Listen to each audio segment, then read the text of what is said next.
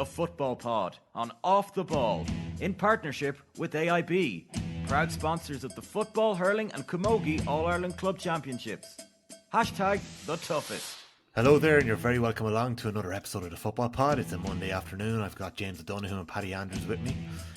Paddy, if I was to hazard a guess to how many of the club commandments that were issued in that leaked WhatsApp players charter this week that you would break, I would go for number 2, number 3 and number 10. No holidays, no drinking, no golf. Oh, they wouldn't stand a chance, would they? They've got no shot. I did see this, you sent this on the other day. Very common, aren't they? A little bit too common, I would say. An element of it. Yeah, I actually spoke with this. Our club, Bridget's had one a couple of years ago, and it was leaked. Oh, maybe. Jesus. 8 or 9 years ago now, anyway. I know there was very famous. Did Jim McGuinness bring one into Donegal right at the start of his tenure? Cassie wrote about it in the book, but I think it was more of a kind of a values thing. It wasn't necessarily controlling your life. Just don't write a book was number 1 on it, wasn't it? Yeah, Cassidy fell to that one now. But no, look, needless to say, anyone who's listened to this pod would know I probably wouldn't be a major fan of that type of thing. But I think you have to give a context for clubs that do these things, right? They're obviously, it's funny, it's never the most successful clubs that are implementing this type of stuff. It's usually clubs who have underperformed or are maybe struggling for a bit of form, and they're just trying to get a little bit of consistency and standards across the board. I don't like it at all, whether you're a really bad team or a really good team. I think it's too draconian. I think you're creating a problem for yourself as a manager straight from the get-go. Inevitably, players will break some of these, particularly some of these ones. Like, Jesus Christ, looking through that, why in God's name would you sign up for something like that? Like, you're not meant to have some semblance of enjoyment, particularly at club level. Jesus Christ, like, can you not? Like, some of the stuff outlined in that was just ridiculous. But like, you're talking about it, being a club without success. Like, word is, without saying the club, this is a club that have won an All-Ireland title, in the last... Yeah, back in the past, Tommy. I'm saying, I know, with Bridget's, for example, because I've seen this, I've experienced this. We were a team that had success, then we weren't having success, so shit, we need to try and change everything, set standards in place. I don't think that's the way to go about things. Yeah. For a group of young fellas, sign this. Inevitably, there's going to be problems with it. I understand the rationale of trying to raise standards across the board. I don't think player contracts are the way to do that by any means. And I guarantee you that contract, the things outlined in that, without a doubt, those players, that will be broken. 3 or 4 of those points will be broken. And then what? If the star player breaks one of them, and then what you do? You're just creating a major problem for yourself. You can leave it slip for some fellas, but that defeats the whole purpose. Tying your hands as a manager.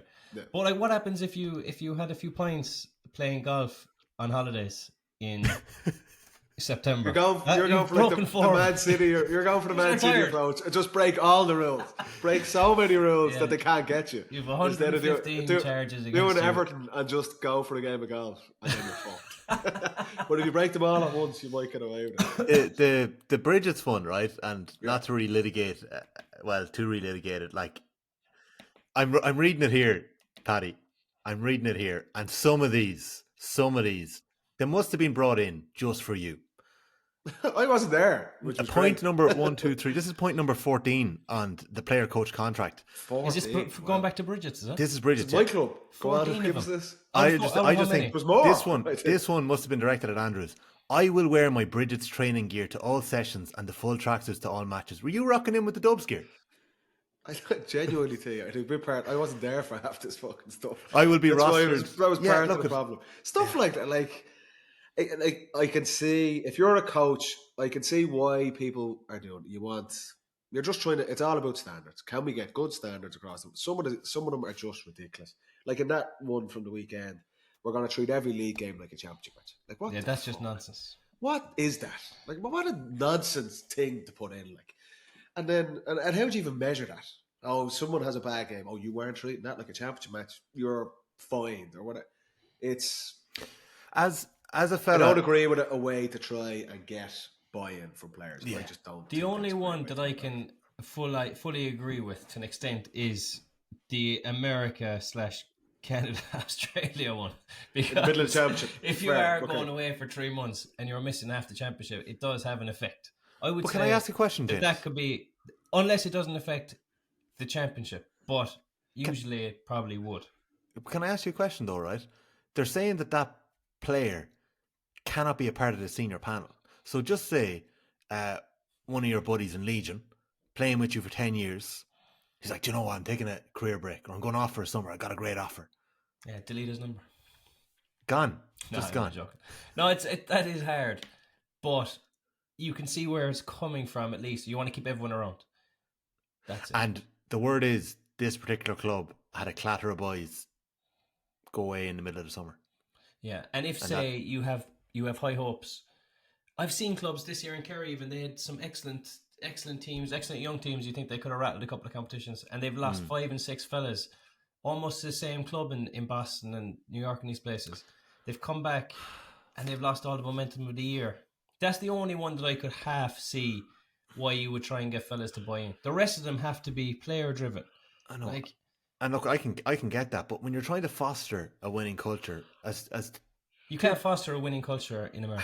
how do you create one? Like you've both seen both sides of the coin here. I'm sure you've been on teams where there hasn't been a hope, or there's bad standards in place, and you've both been on teams where you got it right. You get into the sports psychology around this. Like young players or any sort of player, they're being forced, they're being told what to do there. That's never a great starting point. It needs to be collaborative.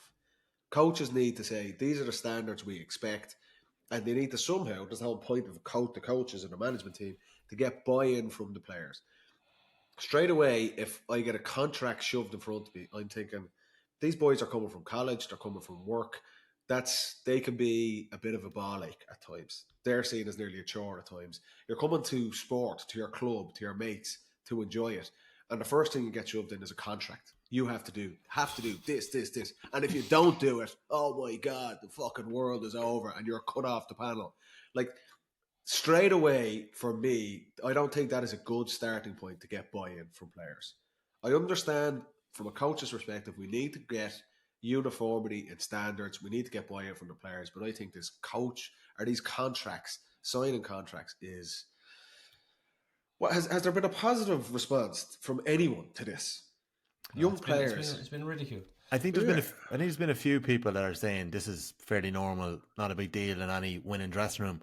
Like, but winning teams, like, I don't think winning teams have to force people to do that. No, like exactly. you look through them, Jimmy, York, and I get it. It's different at inter-county level. Players are naturally very much self-motivated. They're playing at the highest level. They'll do all of these things anyway. Club teams or struggling club teams, I can see maybe these are all brought in by that particular club because obviously they've had issues with all of these areas in the past. That's generally how it goes. We were the same with Bridget. Were some of them directed at me? I'm fucking sure some of them probably were. But I just don't think the player contract is a way to go. It's been on the go for 10 years, it seems. More probably. Yeah. But this, it's like prestige worldwide off Step Brothers again. Like, when they're just throwing enough buzz terms at it that you can. LinkedIn, AI commitment generated to train at that, the highest level all the time. Commitment in achieving fitness goals and targets. Like, that's just nonsense. Hey, like, that is It sounds even more nonsense than the American accent. I do agree with you. prestige Underscored and worldwide, bold. worldwide. But Jimmy, like, if someone comes in, a new coach comes into Legion and shoves that in front of you, they're the first week. Honestly, there'd be an empty room because Wonder James. That would. And you're chasing to get back to the big table in But like, Kerry. you're completely disrespecting the players. Like, that's it such a should way be to go about player-led. it. It should be player driven from the very beginning. In my opinion, But the best coaches their key role is to try and create that environment, empower your players to go. You need to take ownership of this. If a coach is standing there telling them before a league game, every one of you guys, you have to treat this like a championship match. forget about it. Oh my God, I'm just looking at the Bridges one here. It's absolutely... worse. It's worse. Well, I blocked it out of my mind. Where is this? Is this online? Oh my is it? God. I I found it will there, go yeah. into the clubhouse with my teammates after the game. Organised fun. Oh, Like. fucking... Go on, what else? Give us a few of them there. Jesus Christ. Oh, But I will bring a think, positive attitude to the group. like, yeah, do you know? I will respond to all notifications on Teamer. Oh, But do you see what I mean? That is created in an environment where the team is underperforming. Yeah. And these gripes, well, I don't know, what would you call them? Amendments to the contract. They're all put in place for specific... Something's obviously gone wrong. There's somebody in the room that's at fault. Yeah, exactly. They're all addressed at individuals who have not followed this protocol. Yeah. And I'm thinking, does this contract solve that problem long term? If anything, like all those issues need to be dealt with. And I'm probably from an county point of view, I'm thinking like as a group of players, you stop all those things from happening because you're supposed to be an elite group. Self-police. Really, if the manager came in and said, "Don't do this, don't do that, don't do that," first thing 20% of fellas are going to do is exactly what he said not to do. Just because that's in fellas' nature. There's a bit of kind of breakout. You have to buy into the players group, I think. When Fitzmaurice is building that new Kerry team in 13, there's a clatter of young lads coming through and you're bringing in new standards and Cian O'Neill is involved. Yeah. Is there something like this put in front of a 21-year-old James O'Donoghue? There wasn't. But he did, you could just tell that we were going at it with higher standards. I don't know, there wasn't necessarily anything said, but you just knew that it was old school, how you carry yourself. Everything was just a little bit... When Pat Gilroy was cleaning up shop, did he lean on a PDF? No, like all of the points outlined in that are expected of a team. That's there's nothing in it that's kind of outlandish. It's the idea of a contract and signing through them. Like Pat brought in standards, but it wasn't like, here's a list of 20 things that you have to abide by. There's a contract, sign it. His role as the manager was like, these are the standards. We're going to train in the morning. We're going to train. We're going to go to work or college. You're going to come back. We're going to train in the evening. Don't be fucking late to training. These type of things. It was just said. I'm outlining. I'm setting my stall out here. You either follow it or you don't. Yeah. There was none of this. I'm going to email you a list of things and I want you to sign it. A big ceremonial signing of a contract. And if you breach that one thing, you're gone. There's a way, and this is the coaches and managers of getting these points across and getting buy-in. I do not think the signing contracts thing gets buy-in. As Jimmy said, you tell a young fella, don't do this. Like, odds are someone's going to do one or two of those things. And then it's just an absolute can of worms for you as well. Every team has standards, Tommy. The more successful the team, the easier it is to police. Like I say, you generally see these type of things with mainly club teams and mainly ones that are struggling and are trying to address some issues. I get what the coaches are trying to do. I just don't agree with this method of trying to increase standards. I just don't think it works. I've never seen it work. A team that puts in a contract and at the end of the season, everyone goes, they're the All-Ireland champions, and they go, we only won that because of that contract. It just does not happen. It never takes long for it to be leaked either. Do you know, there's always a few of these that WhatsApp. Yeah, number 12. Do you know why it's leaked? Because the young lads are pissed off. They're going, look at this. Look at what they're making me sign. That's how it gets leaked. That's why we see this every year. Isn't great either. That's not a good start. That was There's 11 things. Number 12 should have been, don't send this on. Don't. There's and you're right. There's so many dressing rooms around the country that are just looking, in whatever code, they're just looking at next October and saying, if we do A, B, and C, we can get to here. We just need to fix these things. Is there any way of implementing a positive culture in a place that is lacking it, from your own experience? I would say you give as much responsibility and as much of a role as possible to the players, and you make them own it. You make them feel like they're running the show. If they're being told what to do, they do a 180 so fucking fast. They have to feel like they're running it and that they're the main thing. And if that's not the case, it's not going to work. It's all about the players and how players look after other players, how players train, turn up, perform. It's not about the manager having an ego trip and telling everyone what to do. And have you ever fulfilled the role of tapping a younger teammate on the shoulder and going, "Come on now, buck up"? Or would you more lead by example in Legion by being down at training that bit earlier, doing your extra shooting? Like how would it kind of live out for you? I suppose it's not a... Yeah, it's never really happened that you've had to kind of go after one fella. It's about setting a culture, and this is hard. This is not easy. Like, it's hard, setting a kind of culture in the group that nobody wants to fuck each other over or go offside. You know, it's a case of, no, we got this on or that on. It's difficult, but once everyone's on the same page and it's player driven, I think it's a lot easier. And when it clicks, obviously, it's a powerful thing. Do you know, that's when you're seeing teams winning, when that culture is in place and, you know, the players all have each other's back. You can see it in the places where it's happening, and you know that these managers that are coaches that are putting this together, they desperately just want to get their team to that place, but 100% what would happen is a manager that comes in like that and starts saying, do this, this and this, will fall out with one of the top players, and he'll start maybe not training as hard or giving out a bit. Then there'll be a bit of talk. Next thing, there's a split, there's a divide. It's all up in a heap. Network effects. Piss off the wrong person and it just snowballs. Yeah, you hear it actually in all the podcasts at the moment from the Premier League. Who was on one recently about, I think it was about Aston Villa, and they dropped Agbonlor. That French manager took over Remy Gard. Remy Gard. And Agbonlor was best friends with like... it was Michael Richards. The one Michael Richards was telling it. It was on that one with Lineker and Shearer. It was actually a good podcast. It's not bad. That story. Like Bonlahor was mates with everyone, and the manager pissed him off. He just basically goes, fuck this. He goes, I'm out here, and ruined it for everyone. But that's the game. That's what happens. Like, best managers will get the best player. Well, best manager will get the players on side. How would you get players on side? You communicate, emotional intelligence, connect with them. You don't do that by going, here's a list of 20 things that I've designed. You need to agree with this. Or like ruling by fear. If you break one of these, you're finished. Like that it's list, a sign of weakness by the manager straight away. It's like, that list might work with like an under 10 team where they're actually babies and they need to be told specifically what to do. And what I would be amazed if that team who have that contract are successful. It would be comical if they were at the best year of all time. Yeah, I highly doubt it.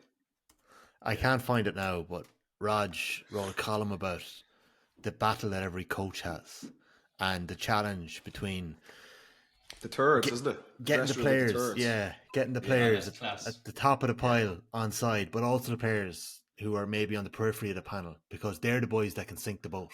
And you need to have that happy balance where you're actually got everybody pulling in the same direction. I've definitely butchered that, haven't I? No, but it's bang on. It was brilliant. He was saying, that the final third... We spoke about it before, yeah. The final third will always be there, but if you bring up the first two, or the middle one, the middle third is the ones that are easy to manage one instead of a bottom one. Yeah. So clever. You need to get the good lads and the shitheads on side. If they're all on side, then the middle lads are just grand. Yeah, exactly. Yeah. Right, well, sure, that was a good start to the pod there. Sorry. Yeah. Was there any matches this weekend? No. We had another busy weekend across the country. The intermediate championships actually caught fire again this weekend, lads. Not sure if you're following this, but for the first time in 13 years in Munster, we're not going to have a Kerry champion. Milltown-Castlemaine, who we spoke about last week, were beaten by John Evans's Kilnamartyra. So the Cork champions won that. James, you were never coached by John Evans, were you, in his 30-year illustrious management career? You used to coach Tip, didn't he? He coached Tip, Roscommon. Yeah, great Lawn fella. Rangers. You won an All-Ireland with Lawn Rangers, yeah. Kearns O'Reilly's. Yeah, so... who else? He had a good few teams anyway. Oh, so that crowd bet the cliff and were beaten the following week. Yeah. But to be fair, a week turnaround after winning that was not ideal. I'm not sure how much they would have celebrated that fairly hard, I'd imagine. Yeah, probably.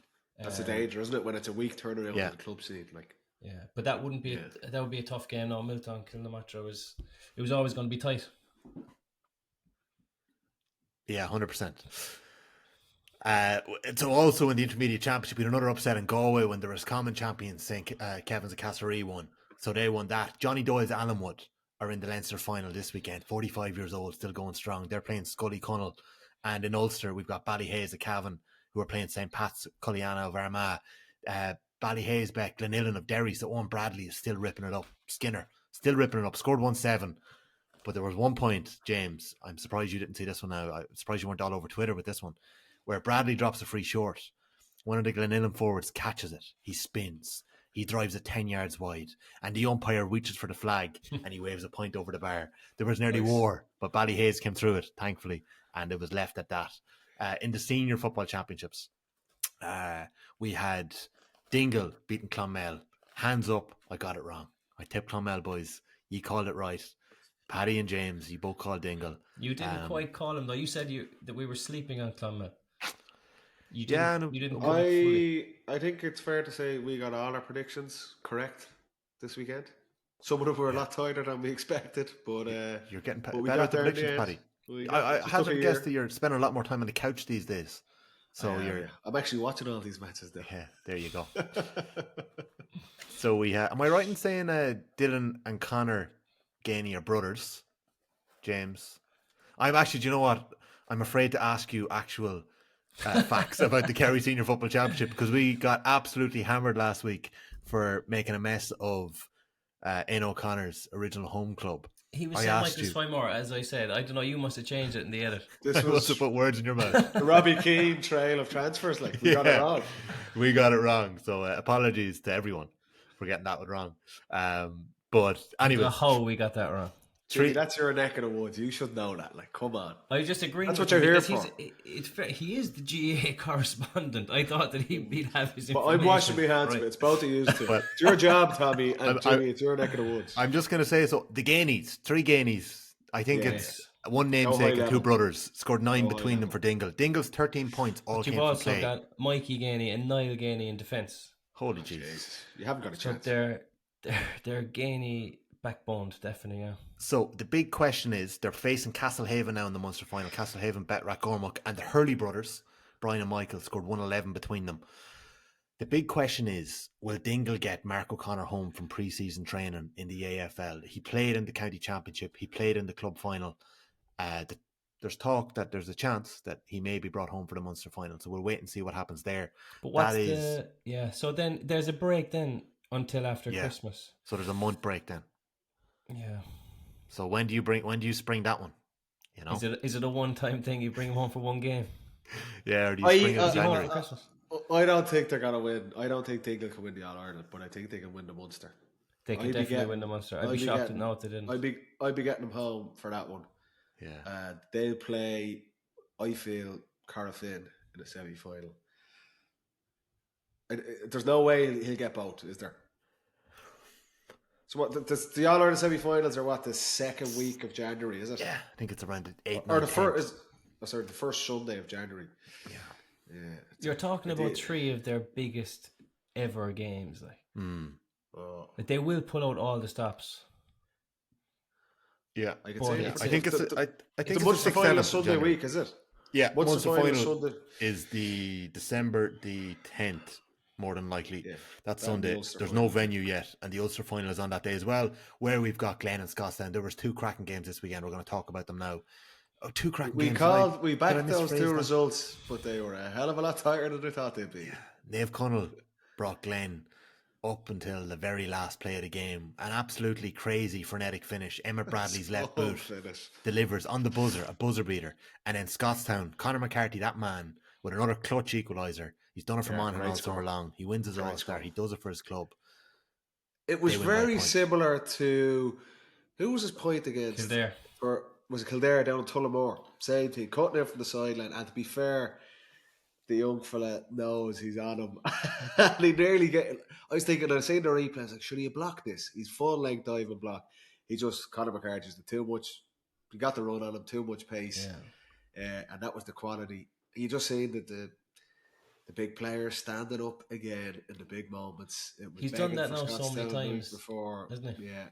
He must be thinking, let it be close so I can have one of those moments again. You know? Well, like Trillick now, it's coming. Like they think they've done enough. I was impressed with Trillick. I'd say I thought Richie Donnelly's was outstanding again. Lee Brennan's kick at the end. Same as the night before. You think they're after think nicking they'd have it. won it. There's one play left. It's like, they're going to hang on. And Emma Bradley kicks a monster for Glen the night before to win it. And Conor McCarthy comes up the next day with the same. But they pissed up the field to get the equaliser that time. Yeah. You would think you've one play, you're a point up, finish it. But that's my point about some of the games in Ulster. I think that they're very cagey in attack, every team. But when they really need a score, when they need no problem getting it. I think they're almost being too cagey at times. And it happens a lot. It's like, all right, this game is going to be really tight. And it makes you feel like it's even tighter as a player then. Whereas if they kind of just attacked with a bit more intent, but I think these teams a bit more abandoned, a bit more abandoned. The teams, a little bit more abandoned. I think. But on the other side, Jimmy, you could say like Jody Gormley, who was a brilliant coach, he does with Trillick. I don't think Trillick are as good a team as Scotstown. I don't think they have the depth of quality that Scotstown have. So they get themselves into that position to win the game by being maybe a bit more structured and having bodies back, being hard to play against. If they go flat to the mat, all out attack from the start, I think that plays into Scotstown's hands. The same with Glenties the night before against Glen. Is that approach, the maybe more reserved, conservative approach, has that gotten them into that position to nick the game in the first place? Maybe so. It's hard to go away from what you've I'm done. not a massive fan of conservative football. I've said that numerous times on this pod, anyone who listens. But I can understand, particularly in the club scene, where you maybe haven't got the depth, certainly the depth, or maybe the attacking quality to play an all-out attacking game. But I agree. You see the two finales on Saturday night and yesterday, when the teams needed to pull something out of the bag, they could do it. But is that the best approach for them for the full 60 minutes? It's hard to know. You have to trust the coaches that they know the players better than we do, and they can say this is going to put us in a position to win. But it almost feels very nearly pulled it off. Yeah, but it feels almost that they'll play the first 58 minutes. Yeah, a guaranteed to keep it tight, and then they'll do the necessary at that stage. But that's what Trillick did that against Crossmaglen. Trillick didn't score for the first 25 minutes against Crossmaglen. You're saying these guys are not going to have enough, and then they get themselves into position and they power home and get through. Crossmaglen were obviously massively disappointed in that quarter-final, but the other thing that they came up in that, Paddy, was after he kicked the 45, Brennan for Trillick. Yeah, brilliant kick. I'm shocked they didn't go. They didn't go man on man in the kick out. Press up, didn't they? They drop back. Yeah. Just don't get, because it's just like it's nearly in their head. It's like it's just a reaction. They're not even taking it. It's just like just get back, and it's like that's probably the word. Inviting them on is like invite him on, because Began kicked it down the line with his right leg. He got him 40 yards out with one foot pass. Yeah. So after they were kind of after the kick out, a couple of plays after the kick out, got him down the line. Next thing they had the pace in the attack. Yeah, and they worked the score. I'd agree to push up. But on the other side, you could say, I could see why you push up on Began and he kicks one long nearly into your half. I know. It's 6 of one, half a dozen of the other, isn't it? Whereas you think, just a natural human reaction, if we just get 15 lads back on our half, it's going to be so hard for them to score. And generally it would be. But I remember the famous example against Mayo in the 17th final, where Dean Rock kicks that free with what's essentially the last kick of the game. We push up. That was just our nature. We're like, push up and win the kick out, because then it's over. 7 fouls in that kick out. It's one of the greatest presses, but it like purely that was our mentality. It was our last thing would be to take a step back. But I could see why teams would do that. We understood this will suit us best. Try and win the kick out. Don't let them have it. If we win the ball, then it's over. Goes over the sideline, doesn't it? Yeah. And we get a sideline, we end up keeping the ball, but say you've kicked the winner, you think, right? Yeah. The whole team is buzzing, right? Everyone has now found energy from nowhere, right? So I would say try and use that energy to stop them getting the ball, rather than getting back the field and then just being there. You know, you're not really having to exert that energy. There's a bit of chaos as well, though, isn't there? Like, it's chaotic. You're like, whoa, lads are going fucking mental. Like, do you know what I thought was really interesting? And Conor Glass spoke with Brendan Rodgers and Conor McManus after their victory, obviously a couple of minutes after the final whistle. And he spoke about, this is where you you see the best coaches. And Malik O'Rourke is obviously an outstanding coach, and he's putting together one hell of a record. He was an outstanding coach before he took over at Glen, and he's building on that again. He spoke about kickouts, and it was like total clarity around. We prepared for every eventuality. This is a club team saying this. And every player in that Glen team knew exactly what is expected of them. So when a situation like Trillick found themselves in, and I'm not saying Trillick didn't do this, but I'm saying the more preparation and the more analysis you put in beforehand from the coaches, and I'm sure Jody Gormley may have done this with Trillick, I'd be open to correction of this, but Conor Glasgow highlighted why that's so important. We thought they'd give us the kickouts, they didn't, but we'd prepared for that, so we were able to respond on the pitch. It wasn't a shock. And it just shows the importance. We speak so much about kickouts and how important they are and how vital they can be. And that's an example for Trillick. They look at that play, I'm sure, all over the winter. If we just win that steal on Began's kickout, we're in the Ulster final and we could potentially go on and have one of the best moments ever. But I thought Conor Glass's interview shone a light on how important preparation is and what the best coaches bring to the table. Preparation, preparation, preparation. It was very interesting. And you could see as well in terms of the prep that they had done, they spoke about the Trillick defence being very narrow and it didn't work for them. But they tried to use the attack and mark, and they said they took a leaf out of Scotstown book against Kilcoo, and they must have had 7 or 8 this was marks. Conor Glass talking about playing against Glenties on Saturday night. Yeah. But he said they took a leaf out of Scotstown's book, and that's how they tried to play around it. They were playing those little pop pass marks that are probably a scourge, but if they're there to be used, they're there to be used, you know. So it was smart play, but you know what I noticed consistently across both games? Lots of marks have been taken, but they're not fucking scoring. Yeah. Like, maybe the wrong players, well, definitely some of the wrong players are getting on the end of these things. Yeah. And I know it's obviously trickier conditions than in June or July, the ball flies a lot further, but lots of teams are working really good marks, and then some boys need to be down practicing 20 minutes before training. The final product is letting some teams down. You know what you rarely see as well is a mark taken short. Like, do you know when you get the mark right, I think right, he's gonna chip this over now. But there's always something. There's a backdoor pass on there at some stage. Something crafty, like something crafty is on, because you could see fellas are switching off. They're talking to each other about the kick out. They're talking together about this. There's something on there for someone, I think, in the back door. You've 10 seconds to take something quick there, 100%. Just on the quality of score taking, James, because I know you've struggled a little bit with the matches in recent weeks, and you're kind of tuning in for the frenetic finishes that have been absolutely sensational. And the quality of scores, like take Saturday night, Stevie O'Hara outside the left boot, Kieran Thompson, beauty off the left on the loop, savage, and then Emmett Bradley, buzzer beater. Then go to Sunday, you've got Brennan's 45, McCarthy's leveler, extra time, Kieran Hughes lands that bomb. There was a couple of other brilliant outside the left boot scores earlier, a lot of lefties this weekend. That quality is there. That's on the pitch. The quality is with the lefties. Like. We're seeing that quality. We're seeing some of the finest scores you could see.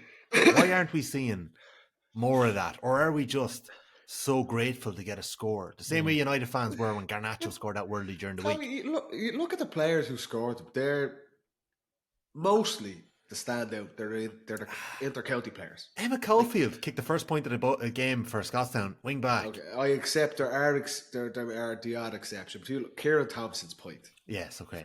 One of the sweetest left boots, for sure. There's not many players, club players, that can kick that score. He's an outstanding long-range shooter at the highest level of the game. Say, Richie Donnelly kicks some monsters. Talk about Kieran Hughes, Conor McCarthy. These are...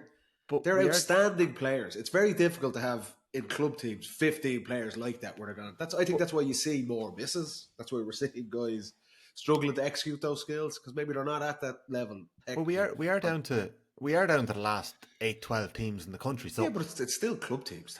I think the quality is still very high in terms of the student that we're seeing. I just don't know why we're not seeing enough of it. Do you not think, Paddy, that they're being encouraged to take those risks until the adrenaline kicks in with a couple of minutes to go? Maybe. I don't know. If you're telling me out of the 15 players Glenties had on the pitch coming down the stretch, how many of them could have actually kicked that score that Kieran Thompson kicks? Or the same with Conor McCarthy or Lee Brennan's probably score. 2 or 3. These are high quality players who've played senior inter-county football at the highest level. It's natural that those guys are going to have more chance of kicking those scores.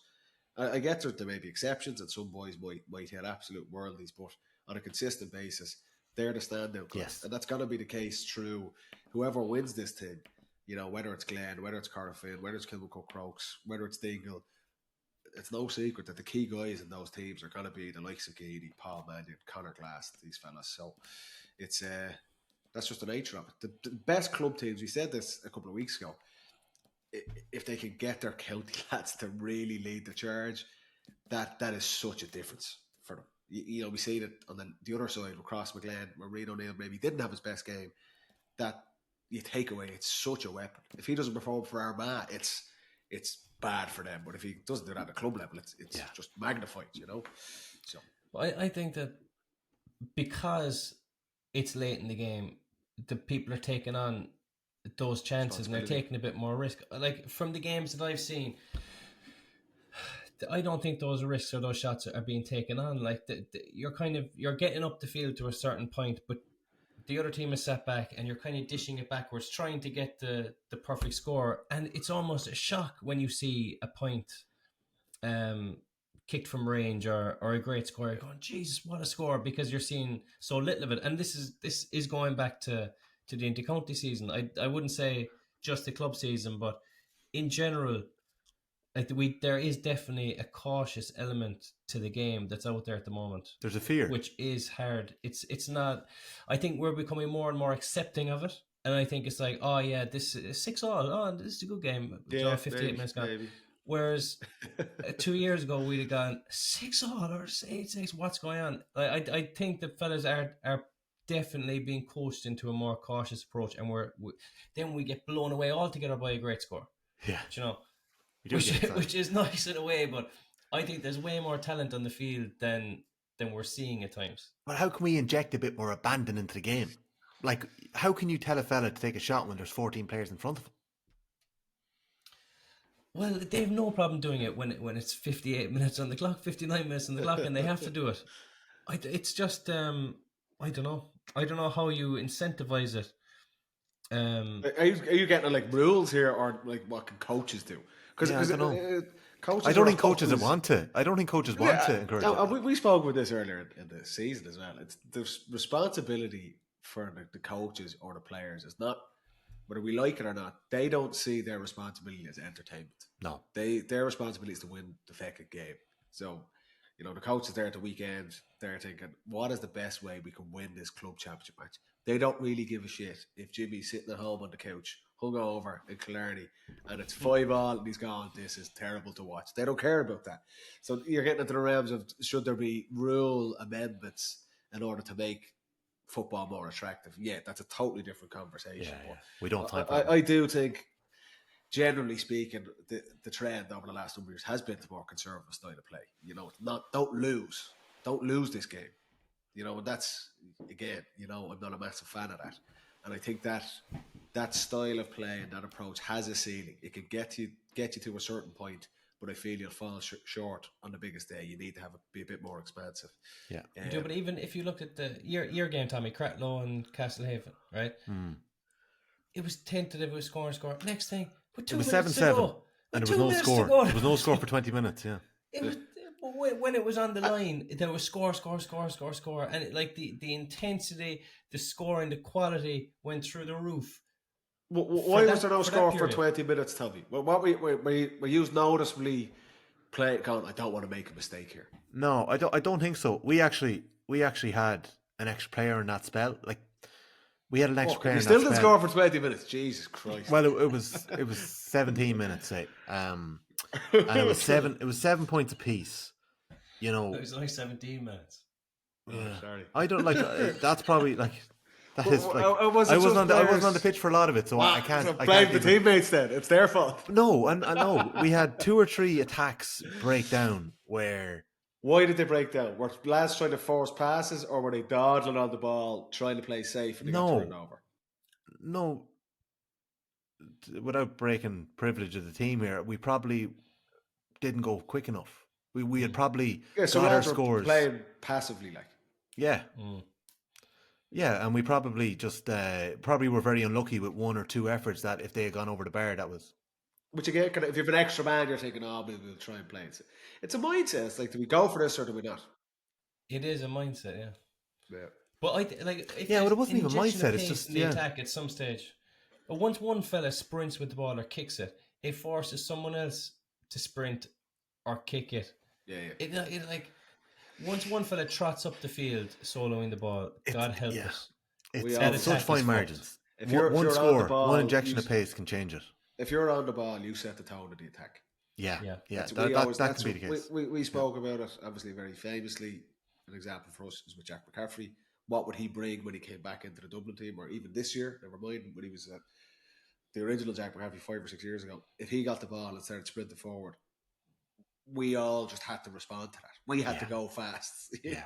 Whereas if someone's dicking around on the ball, soloing around, everyone naturally just responds to that and just is kind of flat. There's not as much runs. It allows the opponents to get set. So there's a massive responsibility on the player with the ball, either if he's soloing it or if he's passing it.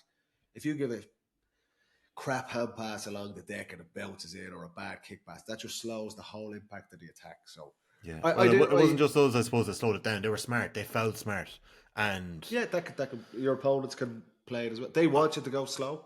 Yeah. I think actually, speaking to a few people involved in Clonmel as well, Dingle felt incredibly smart against Clonmel at the weekend too, and that, I think you're going to have two smart teams up against each other in the Munster final between the two of them. So just to quickly wrap this up, lads, because we're getting towards the end of the pod here. We've gone on for ages. That player's contract took up half the time. It did. It was a good chat. A couple of quick notes, and these are going to be a whistle-stop tour. We're going to come back to Mickey Harte and Derry, and we're going to have lots of chat about that across the year. But there's been a few interesting bits coming out of Tyrone, a few grumblings, and McKinless was asked about it when he won the All-Star, and I think people are trying to read into his answer a bit. I wouldn't really read too much into it. Couple of bits. Donegal are raising 55 grand to build a privacy fence around their training centre. Now, in fairness to Jim McGuinness, it's only about 12, 13 kilometres from the Tyrone border.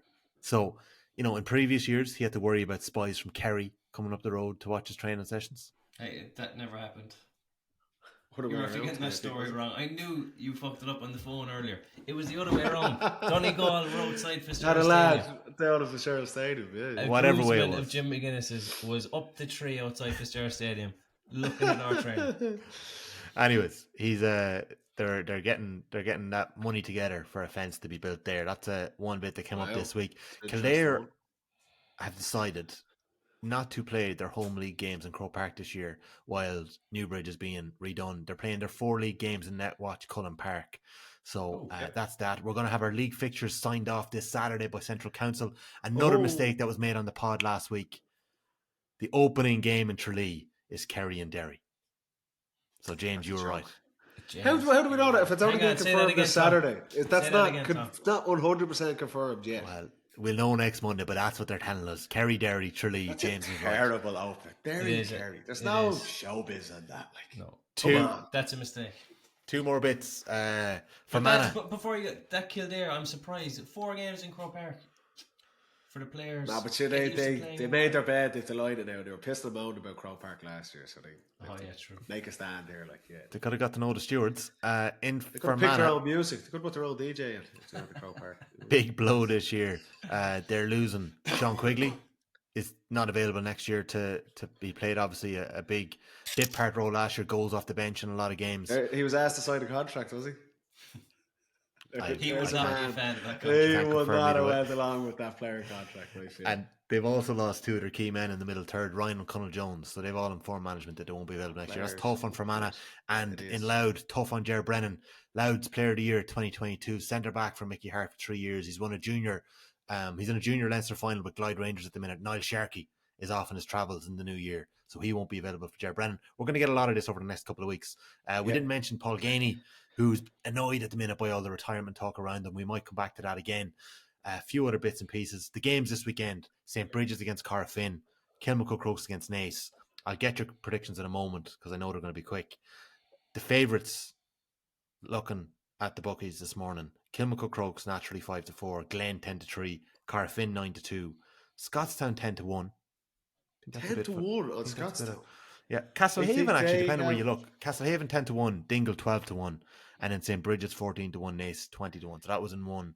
spot this morning. But anyways, that's just an overview of I think consensus of where things are looking. I St. said it Bridget's last week, Corfin. and even though they weren't at their best, I think they could nick Ulster. I wouldn't be having 10-1. Jesus. Anyone giving the Rossies a chance this weekend? St. Bridget's against Corfin. I'm not. I don't know. I haven't seen them enough to call. To be fair, but Yeah, I it's like tough. I Tough like when you I haven't. like what I see from Corfin. So I'm hoping to I'm get to gonna this go game. Corfin. I think it's going to be tight. Is that Saturday or Sunday? That is Are Sunday.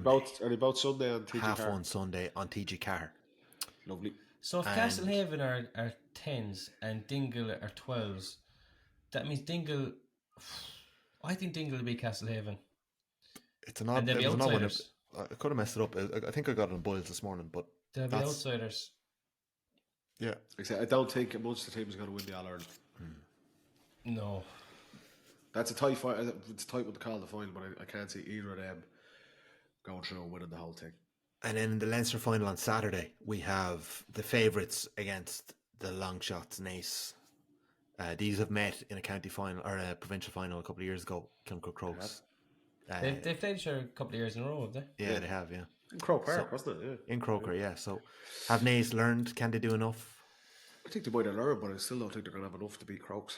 Okay, so There Crokes. there was a good distance between the teams last year, wasn't there? I think Crokes will win that. I think it got a bit closer, but Crokes. Yeah, Crokes. I think that's where we're all looking. Lads, pleasure catching up again. Thanks for giving up your Monday evening. After we got through our tech difficulties earlier on, we got there eventually. 3 hours to get ready for the fucking pod. Sorry about that, boys. It's my fault. It was your fault this week. He hasn't too. had any issues yet. Somehow, yeah, I've held it up enough You're times waiting for through the the new year. year.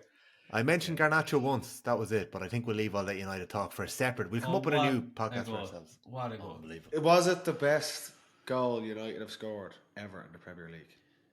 Well, it was the exact same as Rooney's. I don't know how Gary Neville is it's better saying. than Rooney's. No, it's better than Rooney. Better connection than Rooney. Even the build-up was better than Rooney's. Rooney's cross takes a deflection. Yeah, Nanny's comes off. It doesn't come off. Which Company's makes back. it even better Comes off because somebody he else. had to shift the Just body even around. Lindelof's pass, the whole goal, I think it is the best United have scored in the Premier League. Could you imagine it being in the away end for that? Do you see the photo of Dan Gore and Finney McAllister, the two academy players, in the middle of it all? No. No. Oh, cool photo. Yeah, but anyways, That's that's time that. United have done something anyway. We can't be talking United on this podcast. We'll lose a lot of listeners. Paddy Andrews. Anyway, James good night, Donegal. boys. Pleasure as always. Thanks very much. Another podcast brought to you by AIB, proud sponsor of the Senior Football Championship. Check out hashtag the toughest for more. Next Monday, we'll be back, lads. I'll chat to you then. Enjoy the week. See you, boys. Au revoir.